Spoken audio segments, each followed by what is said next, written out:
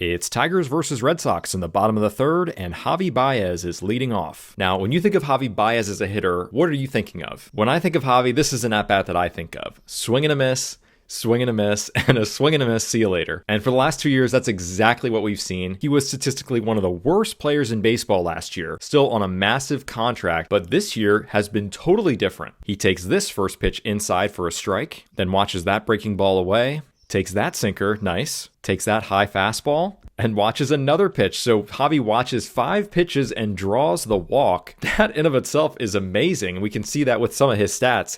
His first pitch swing rate is way down this year. His overall swing rate is the lowest of his career. His chase rate is way down. He's still a free swinger, but he's making improvements. He's showing maturity. So now Javy's on first base. And on the first pitch, boom, he takes off. Carpenter punches it through the right side of the infield, and Javy's easily going to go first to third. 2 runners on, no outs, and the rally is on. He was aggressive on the first pitch. That's a little risky because if Carpenter would have hit that in the air, there's a chance you could double up Javy at first. But this time it pays off. Javy's able to go first to third. And look at Javy moving, man. He had hip surgery over the offseason, so now he says he's fully healthy, and he looks great. He looks very athletic. So now it's first and third, no outs. Glaber's going to strike out, but Carpenter steals and moves up to second. So now it's Zach McKinstry up. So first pitch is going to be called outside for a ball, and we can see Narvaez is eyeing him up. He's eyeing Baez up down there. He's like, yeah, I see you. I see you. You've got a lead. I see you. We can see Javy's lead here. It's nothing too crazy, but look at Narvaez setting up. He's like, oh, buddy, just you wait. I've got a surprise for you down at third base. So here's the pitch. It's outside. Here's the throw, and it gets away. Javy's going to be able to come home to score. Let's see the replay on that. Oh, yeah. Javy was toast. What a throw by Narvaez. I think Baez was just caught a little bit sleeping there. His lead was a little bit too long. Did not think they were going to throw down. So how did that ball get away? Well, let's look at a different angle.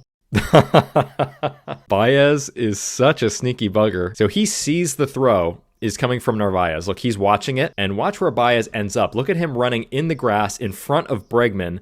The ball is going to deflect off of Baez and go into the outfield. And we can see Bregman looking at the ump like, come on, man, he just ran in front of the ball. So is that legal? Is Baez allowed to go in front of the ball like that? Well, we actually saw a very similar play in the playoffs last year. We can see Manny Machado runs in front of Freeman's throw into the grass, and there's no call. The runner is actually allowed to go into the grass as they go towards the base. There's nothing illegal about that. It would only be interference if the runner is waving his arms or if he's looking at the ball and jumping right in front of it. Now, the only difference with this play is that Javy does kind of look back, see the throw, and then he adjusts to go into the throw, whereas Manny was never looking at the ball.